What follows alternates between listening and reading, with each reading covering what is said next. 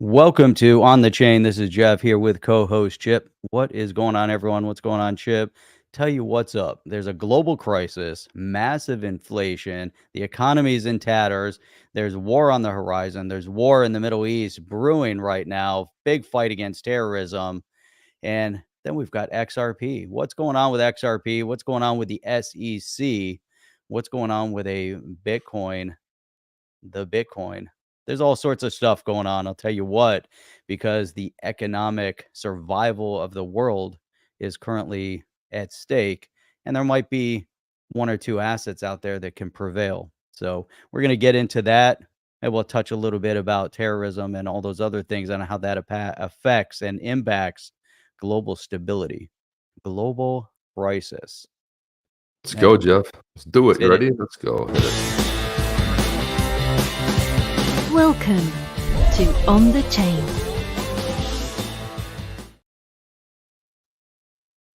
Welcome, everybody, to On the Chain. Welcome, everybody, to On the Chain.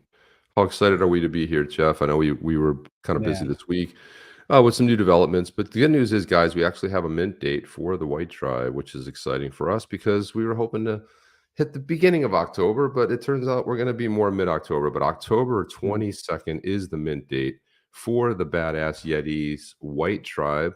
And if you are a Blue Tribe holder, pretty cool stuff. You get 1-to-1. So if you own 3 Badass Yeti Blues, you're going to get 3 Badass Yetis White Tribe.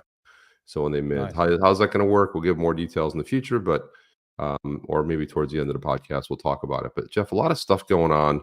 I mean, a lot has changed since we sat here last week. Like Crazy. it's been Crazy quite the stuff. week that's been going on. Of course, referring to what's going on over what happened last week in Israel. I think it was on the show. Wasn't it? What wasn't it doing during the show when we started hearing word of the attacks? I think it was when we were doing this last week. But Yeah. I mean, there's just the unexpected happen. Maybe it was expected, but man, a lot of turmoil going on and things are shifting. There's definitely a global paradigm uh, going on right now. And I think, as the months progress, we're going to see some interesting dynamics taking place, if you can call it that. There's going to be a lot more, violence, I believe. We're seeing the faces of terror, and we see the faces that support terror. We also see the faces in the United States that support terror, whether they're in, general public, representing universities, or even representatives in Congress. And, it's a travesty. But we've said it all along that these people don't represent the ideals of the United States or our Constitution, and it has a direct impact on our pocketbooks as well. And the same people that would probably be against the decentralization of digital asset. So all of these things, as Chip, you and I have talked about for so long, the geopolitics are interwoven into economics and are interwoven into the digital asset space as well. yeah, exactly. And and the thing I think that maybe differentiates us from a lot of other people out there is that we do talk about the geopolitics because there is a big influence as to what's happening, right? It's all connected. And when I was much younger, I used to think, well, politicians do this and this happens and all this, but it's really when you start connecting the dots, you're like, okay, follow the money. What's going on with this? And you start seeing the universal tie-in. And it's not just the US. You look at the US, you look at what's going on over in Europe, you look at every major continent, Australia, over in Japan, you look at the geopolitics of what is influencing and why there might be more clarity and why there might be more clarity around digital assets versus what we're seeing here over in the States and what people are focusing their energies on.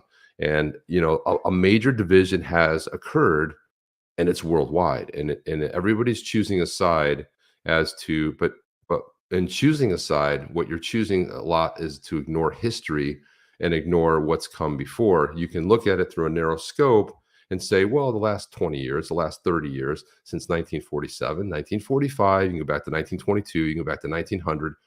Well, let's go back 2,000 years. Let's go back 2,500 years. Let's go back throughout the history. And then when you start seeing that it's not the last 20 years, we've got thousands of years of history here. It's not settled where people want to say, well, these people deserve this and these people did this. And then you look at the history, but the history doesn't support any logic behind it. And as to where a lot of people are taking it, and you've just seen the division, and it's incredible what I'm seeing on college campuses. I can't believe what I'm actually seeing, Jeff. I can't believe the kids just are that. I mean, you go to school, you learn history. They know zero history, Jeff. You know, nothing. It's all by design. Yep. I mean, this started many, many years ago. The infiltration into our school systems, higher education, lower education, from primary school up. There has been a drastic campaign towards uh, un, uh, uh, not just providing revisionist history, but trying to uneducate the educated, right? So you could drill back throughout history, but then if you start hyper focusing on singular events and you don't look at a bigger picture, you don't look at a cause and effect, then how are you actually analyzing a scenario? um, you know, Hard to, put a comparative, but if you think about, Bitcoin as an example from an economic perspective, people would say, well, Bitcoin just, it's a way, to make money out of what? Just digital money. But what was the actual causation of it? What were all the years of abuse, systemic abuse within our economic infrastructure that finally led up to a point where digital asset, came into being? And then if we look at these parallels, again, horrible to put perspective of the geopolitics and war and terror and all of that, but to try to get a clear understanding. But one thing that you brought up, the history of everything, and the majority of people, unfortunately, they don't know the history of the United States, No, um, know the history of Europe. They definitely don't understand that the history or the dynamics of the Middle East. And that is a driving force between the ignorance, and the commentary that we're seeing on YouTube as well as seeing on Twitter. And it's not just naive, it's ignorant. And the reason why it's ignorant is because the reality and the facts are out there. You can read the history. History is history.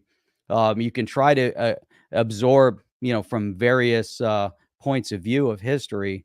But at the end of the day, just look at the events that unfold on the ground, and you begin to understand. When it comes to the Middle East, as an example, I guarantee you that the majority of the people have no idea how Jordan, uh, Lebanon, Syria, Saudi Arabia, Iraq, Iran, they have no idea what year any of those countries established statehood. They don't know the turmoils that impacted the drawing of the lines, and potentially with influence uh, from England, France, and some of the colonial powers of the time, that were had major footprints in the region. But if you look at it overall, people think that these countries, the borders, can predate, uh, you know, modern era.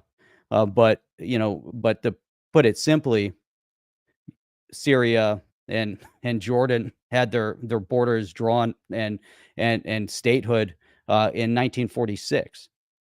Lebanon was in 19, right around the same period of time. I want to say somewhere in the 30s and 40s. It might have been like 1942, 1943. Saudi Arabia in 1932. There was a couple different revisions within Iraq, and the fragmentation. Same thing in Iran, and all of these different border states.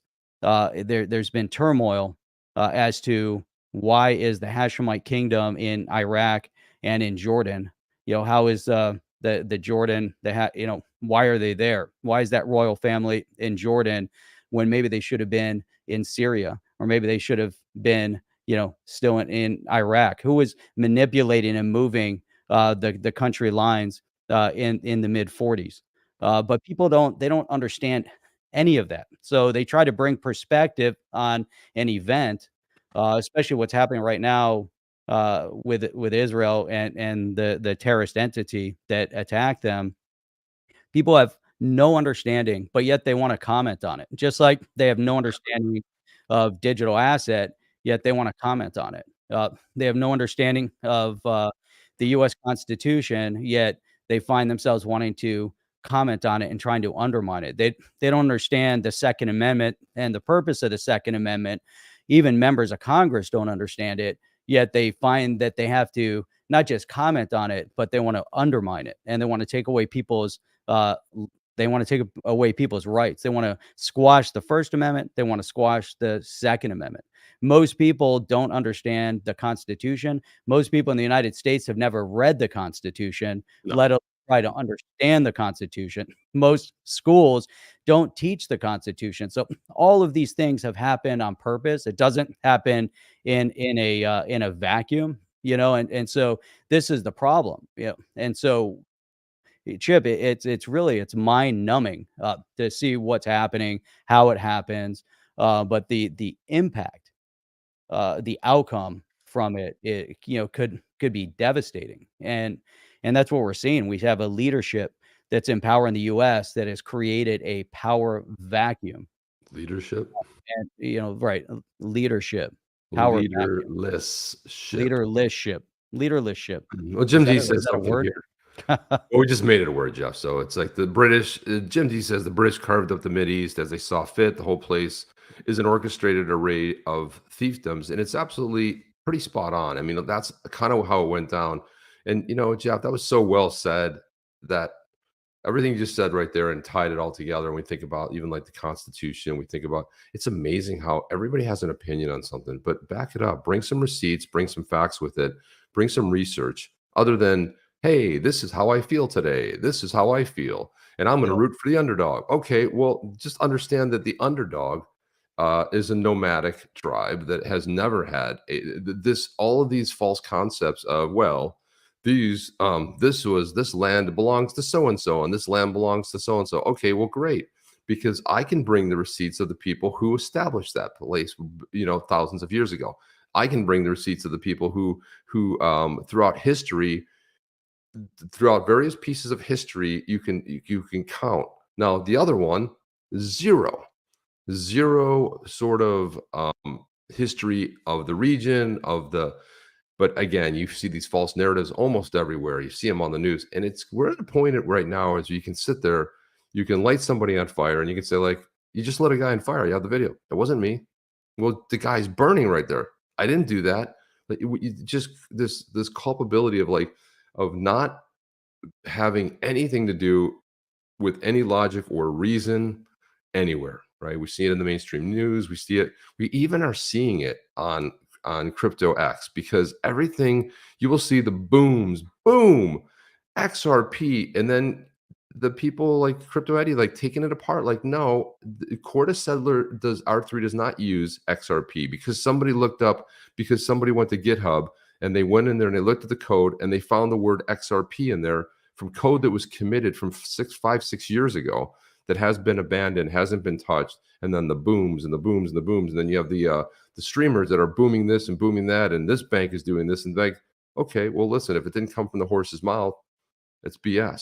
Screenshots, but no links to anything, no receipts, no multiple. And for Jeff and I, it makes it even more that difficult because we've bitten on some of these things. We've tried to corroborate it, and it's hard because you've got multiple sources yelling fire, and they're all wrong, right? So having these sources and trying to corroborate this, and we think about the digital assets, the whole decentralization thing, everybody wants to forget this was what was going on this week, and now this is the new narrative, and this is the new thing, and you got to choose a side, and you're going to be this way or that way, and you start thinking about how does decentralization really play into all this, and where are we going to be taken? What's the real threat to the geopolitical system, right? To the governance that you have representation by your politician, your leader, your official, and we've gotten so far away from that representation that the blockchain is bringing all that back, right? We start talking about voting on the blockchain, one vote, it's transparent, right? You can see that there was a vote cast. Could be anonymous, but you could see that something was cast. None of this garbage where, we're going to have one side say, well, no, you don't have to have an ID. Where in some countries, you put your finger in red paint and it's indelible and you could scrub it for days. It'll take some while to come off. Sounds like a primitive way to do it, but you know what? That person's voting one time. Show me your hand. You got red ink on your hand. Great. You know what we do in this country? Oh, let's see. You just walked across the border. Here's a license. Here's $2,100 a month. I'm sorry, you're homeless in this country? Well, enjoy the street, because somebody just came in from another, they're coming in from all over the world. They're not even coming in from South America or Central America anymore. It's Western Africa. It's all over the place. They're coming in, right? And it's really odd, Jeff. Maybe I'm just one of these conspiracy theorists, but you know who's not coming in flooding across the southern border? Women and children. But fighting age men, 20 to 40, All military age. all military age, are crossing the border in tens of thousands of men. Where are their families? Where are their? So you're telling me that it's just a heck of a coincidence that we have these military age men crossing the border, Jeff? Am I a conspiracy theorist here? Or this does not make any sense? Man, you know, where I stand on conspiracies, and for years, I never really pursued and believed in conspiracies unless I could back it up with fact. But what shocks me today is every conspiracy that people have referenced over the past number of years, many of them are now coming to be true. And so we see a scenario here, and really, it's not just the crossing of our border of all these military age men. It's happening throughout Europe. It is. And so you have to question what is the purpose behind this. And in many cases, if we think back many years ago, the men would go first. They would seek out, fame and fortune, and then bring the families later. In these scenarios, there are no families for the most part. I would say the majority coming over do not have families behind, but maybe some of them do. But we have to be very, very concerned about it, because if you're allowing a Trojan horse into your country that goes unchecked, especially when they're coming in illegally. It's not like we're doing background checks, the way it used to be. You say, okay, they're coming here for work. They came in with a passport. There's a back history. Who they are. They've applied. Not saying that our immigration process in the U.S. is good, because I've been through it. It's extremely difficult. When you have people trying to come through legally into this country to immigrate here, it's not something that's easily done. But the answer is not illegal entry. Yet we're seeing tens of thousands coming across, maybe 10,000 a day, I think is where they're at. As you had mentioned, military aged men, and that's problematic on all fronts. We just saw a terrorist entity break into Israel, something that we never thought could happen the way they did it, to the extent that they did it. Maybe there were 1,500, maybe 2,000 individuals. Is that just a test front? Is that just the beginning? We had 9/11 over here. We're seeing protests around the world.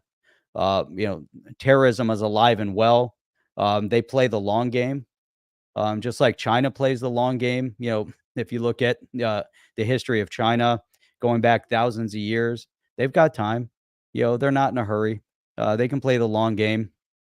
And we're saying this other entity, also playing the long game.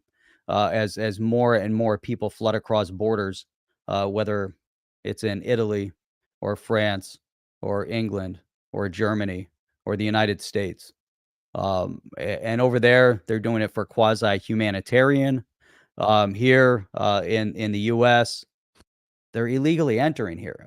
There are a lot of pieces that were moved over the past couple years that have made it happen, that have made it so the devastation of our economic infrastructure, inflation, gas prices, the liquidation of our oil reserves, the movement of our munitions overseas. I mean, there's a lot of things that are happening, and it's devastating. I see you're putting up a comment. Yeah, I was putting up a couple comments. So it says Steve Walker said ex-military in UK reporting UN containers containing weapons arriving outside refugee hotels. These are the kind of things where and then from King Baker, they're coming here to do exactly what they're doing in Israel. They're here. They are an army, but they forget that people here are locked and loaded, and that's right there. And I think too, when you think about the Second Amendment in the U.S., the right to bear arms, it doesn't say the right to carry a musket, a rifle, a slingshot. It says bear arms, because the founders and framers knew that over time we would see that shift. Arms could change, right? And people are like, well, they didn't have automated weapons. They did back in the late 1700s. They did have automated weapons, and it's like Mm. but they were crude, but they did work, and you could fire off multiple shots. Late Yeah. 1700s. But all these narratives, like, well, they didn't intend for this. Well, they said bear arms, right? So the idea that you could protect it, and the fact is that, and if you look at the failures of the Magna Carta, for example, the first document that sort of was to empower the people had some holes in it, and the framers knew that, and that's why there was a drag out, knockdown fight with the Federalist Papers, which eventually became the Constitution over a period of 20 years. It wasn't something that happened in a weekend. It wasn't something that happened. People think, well, it takes forever for things to go through Congress. Well, go look at how they ratified the Constitution and look at the fights. And you want to talk about, you look at today's politics, if you didn't like somebody, you just like go out back, let's have a duel, right? Let's go ahead. Let's shoot it out. And it's like, you see Parliament over in the UK, and these guys are like, they get physical sometimes. But the way and the path to get there is like the same with regulations, right? You're like, it's moving so slow. Yeah, we saw the internet stuff move by quick, but Hmm. it happened so fast. It was like nobody knew what was happening. It was a new technology. And now what we see is that this is what I love to hear.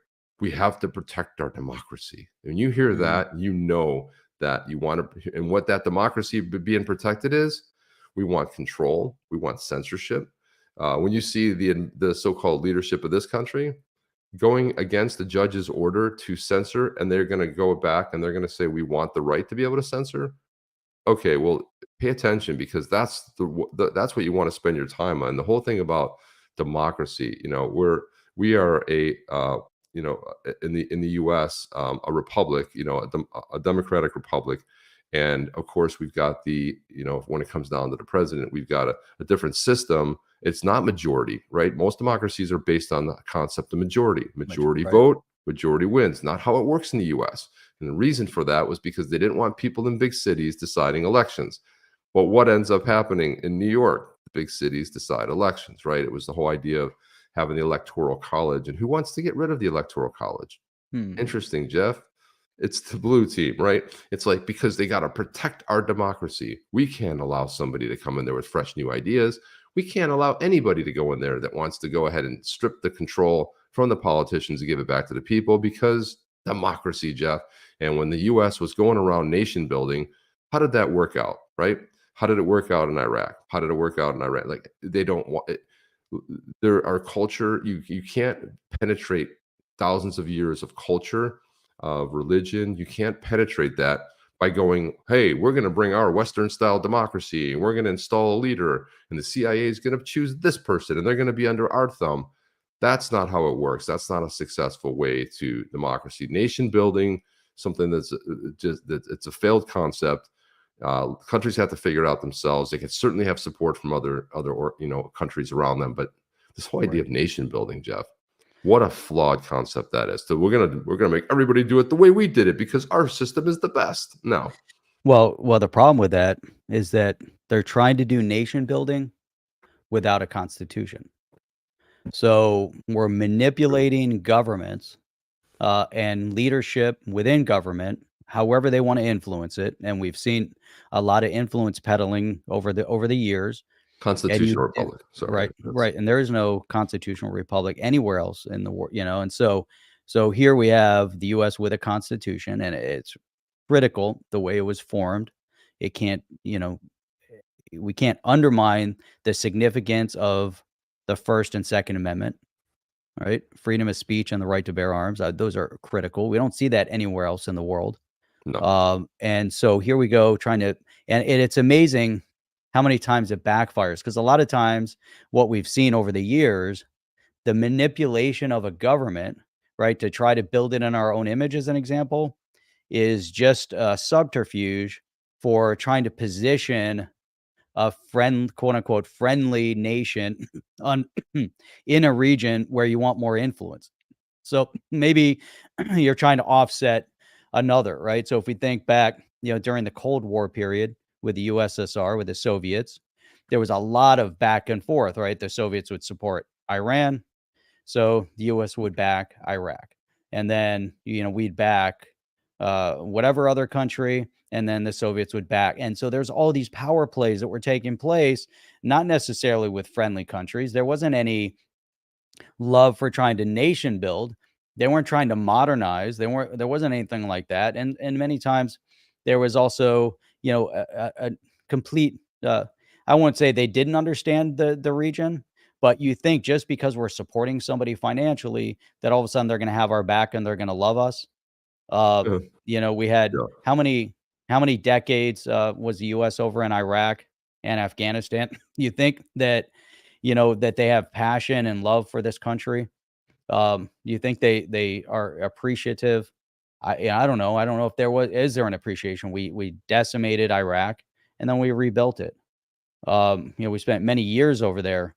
It's shocking to me too if we think. And I also want to give a quick shout out. We're actually streaming over on Rumble today, and we're going to try to stream over on Rumble again. We have 3 people watching over on Rumble. Woohoo! 3 more than on Twitch. So Yeah, 2 more than on Twitch. Yeah, I don't even think we have we anybody on Twitch yet. we have a That's total of amazing. 248 followers over on Rumble. We had started streaming over there and we stopped. Kind of a little clunky way of getting all set up, but we're planning on doing more over on Rumble to be, even more in depth on the geopolitics of everything.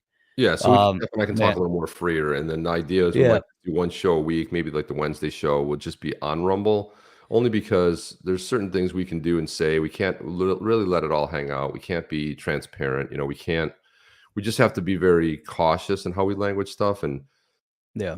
it's sad, but that's the actual reality of it. So there might be one where we can just let loose a little bit.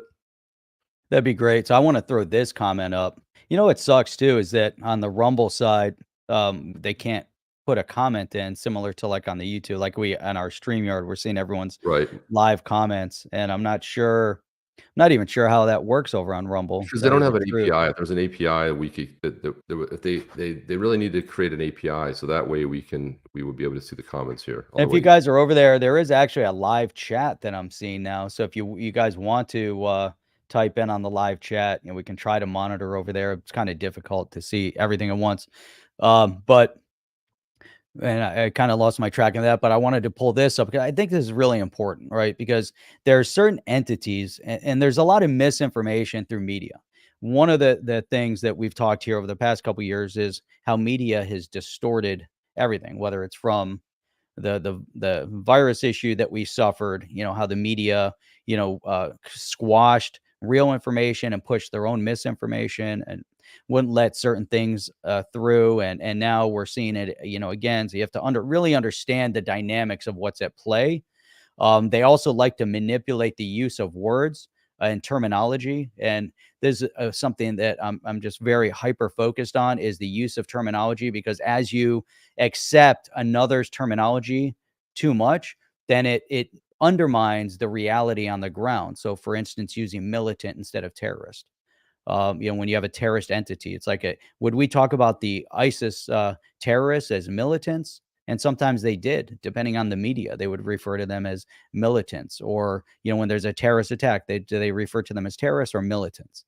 or do they completely undermine the notion of what's actually happening? And it undermines the people that are also being oppressed by the terrorist entity if you don't recognize them as a terrorist group that was unfortunately voted in, Mhm. which I'm talking about, Hamas in that case. They were voted in by the people, and then they were, oppressed then they oppress the people, similar to what happens with the Taliban or any of these others. But anyhow, Steve Walker's bringing up interesting points. He said ex-military reporting weapons are from the UN.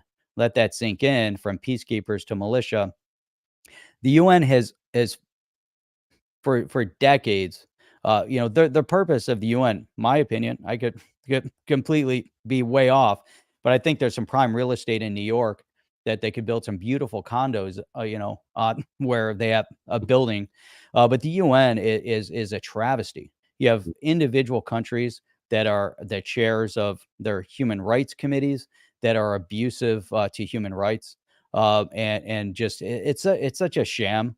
But really, it's all about money, right? It's about moving money, getting people rich, never helping people. They want to keep people oppressed so that they have a reason to exist. That's a travesty. If you have to make sure people are always in an oppressive state Mm. to rationalize your own existence, uh, that's a problem. I've never seen the UN really go into a region to try to help build, other than supposedly help by setting up tents and bringing in just enough food and medicine to keep them almost above this one point, this one line. But I don't see them going through infrastructure development and trying to say, hey, how do we get these people's lives better so they're not reliant on these handouts forever, and keeping people that way. But the UN is for many years served as a cover for terrorist operations, and whether throughout the world, whether it was in Lebanon or other countries, the UN is allowed their buildings to be utilized for terrorist activity, and we're seeing it again. And the other thing is, like, within what we're seeing in Gaza, and you have to understand the history. You have to go back in time and see incident after incident after incident before you speak out. I see so many ignorant people speaking out on today's incident or this past week. They have no clue No. about anything. They don't understand. They've never gone back. You've never seen. Now they're saying, "Oh, it's a travesty. War is the worst thing that could ever happen." Nobody wants war. Nobody wants that to happen. But when you have a group that uses women and children specifically, purposefully, as human shields, when you have an entity that puts all their armaments within schools and residential buildings and hospitals and uses ambulances to cart around terrorist entity, and you can go back into Lebanon years and years ago, they were caught uh, taking children out of a morgue and bringing them into buildings and moving these same bodies, these deceased children, from area to area where the media was, to make it look like they were taking children out of rubble. And it was proven factual because there was the same child at multiple locations as they brought them out. They reported this past week that in one hospital, 100% of all the casualties were children. It's not even statistically possible for that to happen. But then you have to question, why is that? Why are And then how can anyone come out and support an entity that does things to that extent? It's horrendous. It's horrible. When the U.S. went into Iraq, we had a campaign of shock and awe. How long did that go on for? Was it like 3 weeks? I can't even remember. It was just nonstop, 24 hours a day, carpet bombing of Iraq.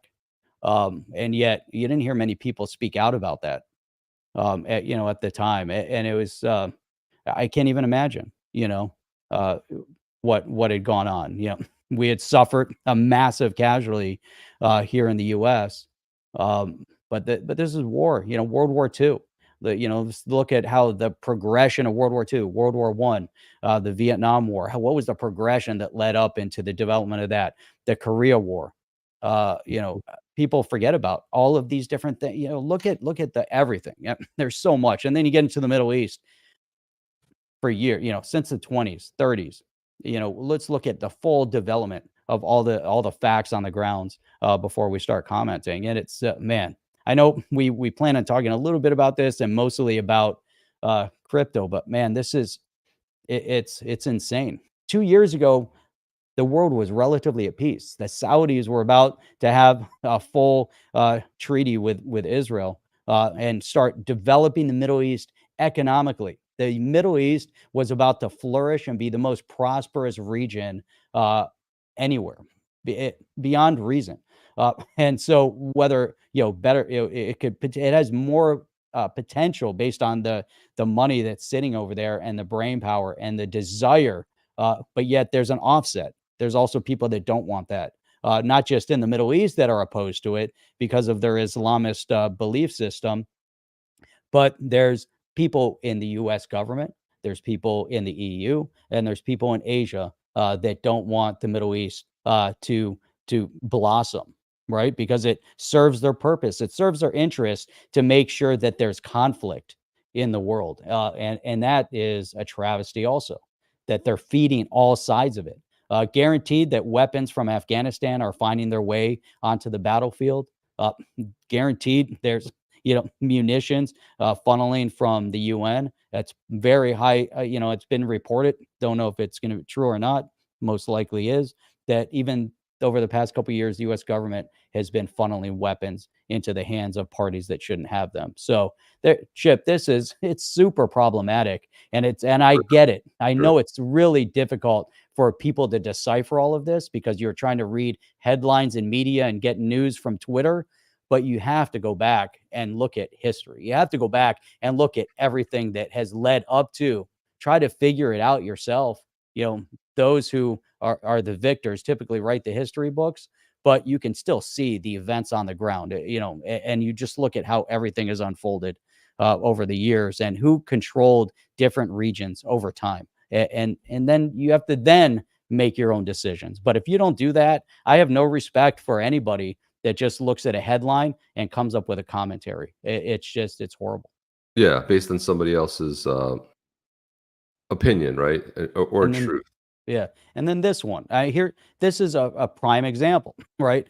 Elizabeth Warren blaming Bitcoin for the funding of Hamas. And this is their narrative, right? That digital asset, it can remain unchecked and it's going to be funneled and used for the support of terror. What about the unchecked $6 billion in weaponry or whatever it was that was left over in Afghanistan? How about how much the $6 billion in funds that they released to Iran? How But about the yeah, fact that they're like all that? they told us that the military had no access to that. Right. As Yeah. if they knew, right? This is when you know that when you the cover up is always worse than the actual crime. They always say that the cover up is always worse than the crime, right? Someone did something wrong. You look at the Watergate, right? So yeah, there was a break in, but it was all about the lying about it and trying to cover it up, which it was a break in. They took some information. It was headquarters was compromised. So what? But it was the cover up that, and so you have an administration talking about, well, yeah, but the that was for humanitarian aid, right? And then you see that Europe paid for an infrastructure to bring new water delivery into a region. And then what happened? Well, those so-called people that spent those billions of dollars to put that infrastructure in there, dug up all the pipes and made bombs out of them, right? Missiles, and then lobbed them in. So this is what you're dealing with here. You're dealing with zero rationale. You're dealing with humanitarian to bring clean water, and you dig that up because it's more important to kill somebody. That's not logic. That's not reason. That's not even rational thinking on this behalf. But Jeff, I did want to segue a little bit into some of the other things we got. We ran a little bit long on the tooth here, but that's what you're going to get on a Saturday. You're going to get some rants from Chip and Jeff. You're going to see And that. a correction, Chip. It was 83 83 billion billion, right? in weaponry. That's what, right. 6 Right. billion released to Iran. 83 billion dollars Keeping it in real, weapons. keeping us And they honest. think it's just gonna sit there? Like, it's not gonna find its way into the hands of, come on. Yeah, I wanted to It's put this so up, bad, Jeff. So so this bad. kind of broke. The U.S. Securities and Exchange Commission will not be appealing the court decision on the grayscale Bitcoin ETF. So this came down yesterday. We found out yesterday was the last day that the SEC had to appeal this, and it was this Jeremy Hogan put this tweet out, and I gotta say, it was what just amazing hanging out with Jeremy. He's every bit of cool. He and his wife, that I had a chance to hang out with them and for a while, and at this pre-party that we had up in up in New York there, which was a couple weeks ago. But I got to tell you, it was just phenomenal hanging out with him. Um, this here, Jeremy put this up here. You will probably, he says, you will probably make a lot of money soon, and I hope you do. But whatever remained pure and true about Bitcoin will soon be gone. Someone tell me how to feel about this. I saw. Yeah. It's just funny as hell. This is like the best thing ever. It's like, wait a minute, what? How to feel about this? It's like, wait, this is going in our favor. Like, wait, because Jeff, we talk about it all the time, right? The best thing to happen, and these people out here who are like anti-Bitcoin, and I saw something. We have something in the keep. I don't even want to forget to it, but Ripple with some funding some goofy company with clean energy, climate change, all this BS. Okay, let's call it B for what it is. It's complete and absolute BS, right? Because that's the popular narrative, and we're going to change in the world. We're going to save the world. The world doesn't need our changing. It doesn't need our help. It doesn't even need us. It'll be here long after humans are dead and gone and blowing ourselves up on the planet. But you look at something like this, where here's how it's going to work. You have all the big boys lined up, right? You've got Fidelity. You've got trying to think of some of the JP Morgan, every single one of these entities, 8 to 10 of them that are going to do in spot, they're going to be doing ETFs, right? Bitcoin ETFs. So they're going to have to have to be able to have that available to institutional investors. They're going to have a stash of it, right? So every times 10. And what is that going to do to the price of Bitcoin? And what's tied to the price of Bitcoin? And how is the market going to react? So if we start seeing we see an ETF emerge, we start seeing Fidelity puts up theirs, JP Morgan Chase, we start seeing all of them systematically rolling those out. Well, they need a supply to be able to go ahead and offer to institutional type investors. You're going to see the price take off. Look, this is it's a supply side economics type of a thing. It's not like the price isn't going to be inflated, but what's that going to do to the entire digital asset marketplace? It's all tied to Bitcoin. I applaud this. This is something I've been waiting for some time. And the whole idea of Bitcoin, and people, I'm anti-Bitcoin because it's not efficient. I don't give a crap. I don't like it's energy efficient. I don't give a crap, because Bitcoin, had it not been for Bitcoin, so what if it doesn't transfer immediately? Use something like Spend the Bits. There's always going to be a solution out there.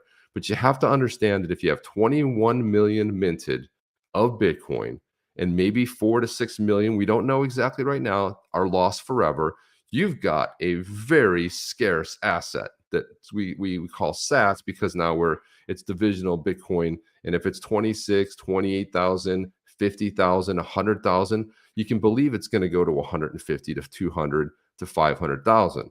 And you can pick your favorite digital asset. But we've always been agnostic here on this channel, because, and I think Bitcoin does get a bad rap, mostly because of the people who are Bitcoin fans, because there's only one and it's the greatest thing. But so what? There's people in the XRP community. It's like XRP moves in 4 to 5 seconds, and it's clean energy, and it ticks this box for, so what? Who cares? There's plenty. It's all about solutions out there. And when you see countries like El Salvador, and you've got one of the prime candidates running in Argentina talking about making it currency, this is access to open the floodgates for all digital assets, and all roads are through Bitcoin, Jeff. Yeah. Everything's through Bitcoin. It's all through Bitcoin. Look at this one here. Look at this. The whole market's going to shift according to Bitcoin, and that's kind of what we're waiting on, right? Is that Exactly. the market improves. We see some development. I've seen a lot on the grayscale thing that it's not really going to have a major shift. I think there's still a lot more that has to happen. People are paying attention geopolitically also, again, to how it impacts the economy, which could push more people towards Bitcoin and other digital assets. But we're just waiting. Everything is just kind of in this moment, I think we're definitely in a major accumulation phase on the asset as people are just holding and waiting, holding and waiting.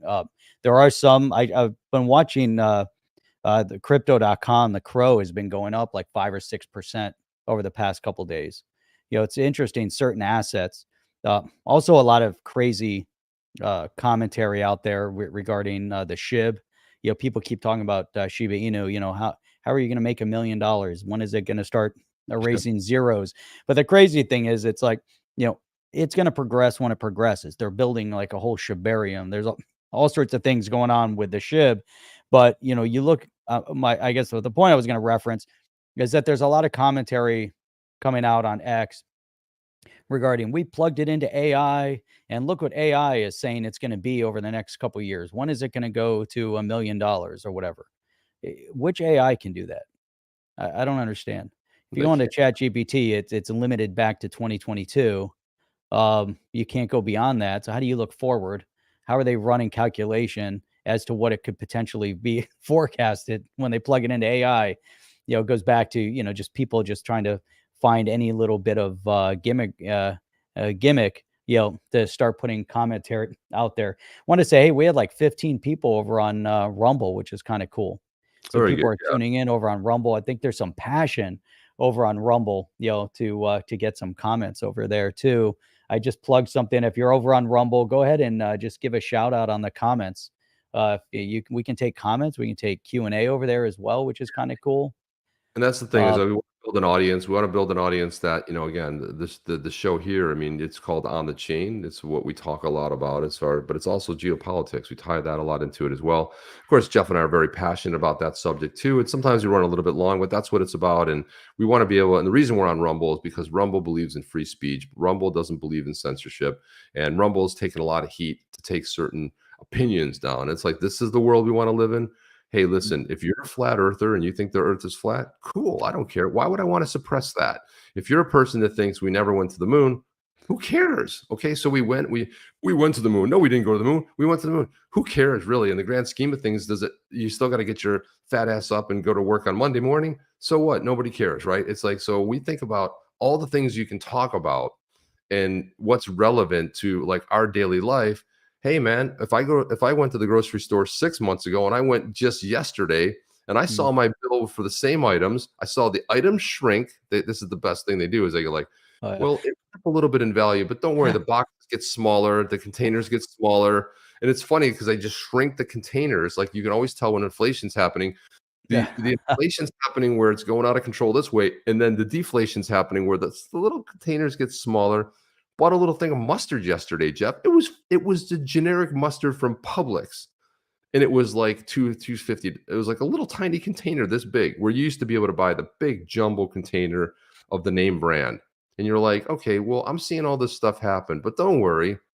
Our supreme leaders are telling us that, and I saw, the failed economist out there that works for the New York Times telling us that we achieved it. We did it together and we beat inflation. Okay, but you took out food, clothing, took out energy. So what are we housing. really housing? Yeah. Okay, all the things that people count on, and you manipulated some numbers, and Yeah. this is what you're celebrating. And everyone's like, "Yay, we did it!" And I'm like, "Well, people aren't stupid. People go and they see how their fiat currency has been devalued in the country they live in, and it buys less and less. And people are going like, why? And people are like, well, Bitcoin, right? Well, Bitcoin, you can throw, $500 into Bitcoin, and your $500 is going to buy even less in fiat currency 6 months from now. But what could happen in Bitcoin? Chances are it stays value, it ticks up a little bit. So this is why Bitcoin, this is why you have Warren talking about the illegal trade and these Trying to silly narratives. undermine it. They're trying to undermine it, They're, And they're trying to undermine it, man. They don't want us. The crazy thing is, and you brought it up before, it's like, they come out. Here's the, a terrorist event. Let's say it was filmed on video. It was them filming it, and yet they come in. No, that wasn't me. I didn't do that. Or, government representative comes out and says something stupid, does something stupid. No, I didn't say that. I didn't do that. or the best, the government rep, the congressional rep that Mhm. pulled the fire alarm. I didn't do that. What do you mean you didn't do that? Where there's a video of you pulling the fire alarm. No, I thought that would open the door. So the big red box that everybody's known for, if you live in this country and probably other countries, but especially here, if you see a big red box with a handle on it on the wall that says fire, that doesn't mean that opens the door. That doesn't mean, But also, Jeff, it's there's a no easy exit from the door. Zero was done about that. Now, if a normal person had strayed in there and pulled that alarm, they'd be in prison right now. Okay. So this whole idea of like, well, I didn't know this. Yeah, you were trying to stop a session in progress. And you can say what you want, but you know what? There are rules around that of you doing that. And first of all, that should be you getting kicked right the hell out of Congress. Number one. There's zero like morals, there's zero accountability anymore, which has gotten way out of hand. I wanted to put this up here, Hey, Jeff. is DAI back on Twitter, by the way? I don't know if he's back on People Twitter. are Is he? saying free DAI. I Oh, don't he's remember still, what happened. yeah, DAI is still off Twitter. But what I think happened, He is Jeff, still off Twitter? I believe so. It's Man, the free DAI says DA is not. So what I think really? happened there, because I've been trying to like go through it, but I noticed that X was very like putting out warning signs that if you stream, like for example, this also is streaming. If you could be watching it right now, my Twitter handle, Jeff's Twitter handle are on the chain over on X, right? You could be watching one of the three broadcasts, but one of the things you're not allowed to do, and I know DAI had embedded sponsorships. You're not allowed to stream sponsorships without written approval first. And if you do that, and the AI picks up the fact that you had a sponsorship in there because DAI had sponsors, a lot of YouTubers. We have had sponsors from time to time, but on YouTube, you have to disclose that up front. And you will see sometimes you'll see at the very beginning of the video on the top left corner, sponsored video, where you have to disclose that it is sponsored. You tell YouTube you don't want to mess with YouTube. So here's what you didn't tell is you didn't tell X that you had streaming content, because if you were able to stream a segment or a bit or there's a sponsorship, I think that's what might have happened. I'm not 100% sure because you can't go back and look at it if that indeed happened, but that could be one of the reasons it was taken down. But also, too, DAI had like 25 imposter sites. So they may have, in attempting to take down the imposters, took down the actual, took down DAI. It's a travesty he's not on because, I mean, the value he brought, the insights, especially on the whole ETHgate thing, was just monumental, and suppressing that voice is pathetic and ridiculous, Is it due to Link2, you think? Because he's sponsored by Link2 or Well, shouting out Link2, and then they shut him down over on no, YouTube, but or guys, on Twitter? I Is I that what it think was? it could be, it could be that, like I said, the sponsorship of like we won't be able to, we won't, if we had a sponsor, we would have to shut down any streaming to Mm, X via we couldn't stream to on the add on the chain, we couldn't add add Chip, add Jeff, we couldn't do that. right. So that, but I don't know for sure. I don't think it was anything he put up. I don't think there was anything, against the terms and conditions. Unfortunately, there's not a lot of human power over there that can review stuff like this. And despite the community speaking up, I mean, I put out a tweet saying, hey, and I went at support, at X and at Elon Musk. And that got roughly about 1,100 reposts, meaning 1,100 people retweeted it or reposted it. And like, just hundreds, if not 1,000 likes on that. That's just me. That was times how many people. It was like, John Deaton was out there saying it. Every Mhm. other YouTuber, Moon Lambo. I mean, you name it, Jungle Inc. Everybody, putting free DAI.